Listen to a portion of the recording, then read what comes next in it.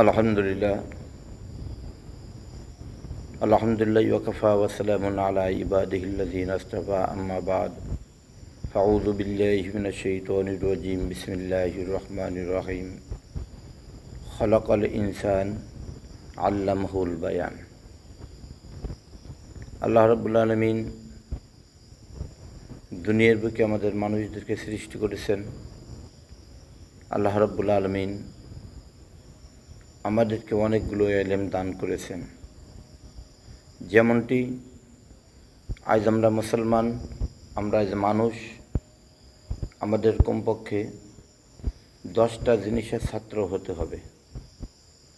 1 নম্বর কোরআন, 2 নম্বরে ইনজিল, 3 নম্বরে তাওরাত, 4 নম্বরে জাবুর, 5 নম্বরে বাইবেল, 6 নম্বরে গীতা, আরও অন্য যে সমস্ত গ্রন্থ রয়েছে সমস্ত জিনিসের আমাদের আজ ছাত্র হতে হবে। এই ছাত্র হওয়ার পরে আমরা সব জিনিসগুলো যখন বুঝতে পারব তখনই আমরা পরিপূর্ণ একজন ছাত্র বা শিক্ষক বা একজন মানুষ হব। তাই আমরা মানুষ দুনিয়ার বুকে আমি নিজেকেই চিনি না, অথচ আমি আরেকজনের ভুল ধরার জন্য চেষ্টা করি। আল্লাহ রাব্বুল আলামিন বলেন, রাসূলুল্লাহ সাল্লাল্লাহু আলাইহি ওয়াসাল্লাম বলেন, একবার নবীর কাছে একজন প্রশ্ন করেছিল যে আল্লাহকে কেমনে চেনা যাবে। আল্লাহ নবী বললেন, মান আরাফা নাফসাহু ফাকাদ আরাফা রাব্বাহু। যে তার নিজের নফসকে চিনতে পারছে সে তার মৌলাকে চিনতে পারছে, সে তার আল্লাহকে চিনতে পারছে। আগে নিজের নফসকে নিজে চেনো, নিজের পরিবারকে আগে নিজে সাজাও।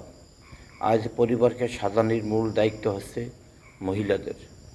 হযরত ফাতেমাতু জোহরা রাদিয়াল্লাহু তাআলা আনহাকে যখন রাসূলুল্লাহ সাল্লাল্লাহু আলাইহি ওয়াসাল্লাম হযরত আলী রাদিয়াল্লাহু তাআলা আনহুর সঙ্গে বিবাহ দিলেন, হযরত আলী রাদিয়াল্লাহু তাআলা এত বড় হত দরিদ্র ছিল যে তার নিজের বাসস্থান ছিল না, তার ঘুমাবার একটা জায়গাও ছিল না।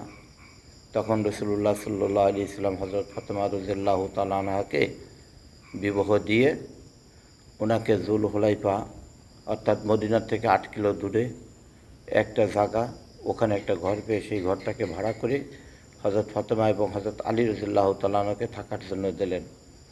আল্লাহর নবী বলে দিলেন, ফাতেমা, আজ আমি তোমার বাবা হয়ে আজকে তোমাকে আমি ঘর ভাড়া করে দিলাম, তাই বলে যে তুমি আমার জামাই হযরত আলীর সঙ্গে কটূক্ত খারাপ ব্যবহার করবা, দুর্ব্যবহার করবা।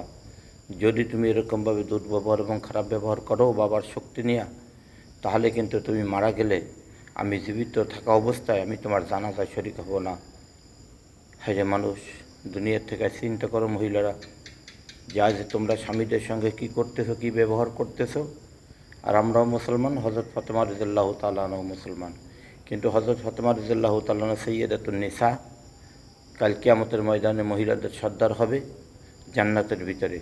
আজ যদি আমরা সেই ফাতেমা রাদিয়াল্লাহু তাআলা আনহার আচরণ ব্যবহার যদি আমরা ধরে না রাখতে পারি, আর যদি আমরা স্বামীর খেদমত পরিপূর্ণভাবে মহিলারা করতে না পারি, কোশ্চিন কালো কোনো দিনও জান্নাতে যাইতে পারবে না।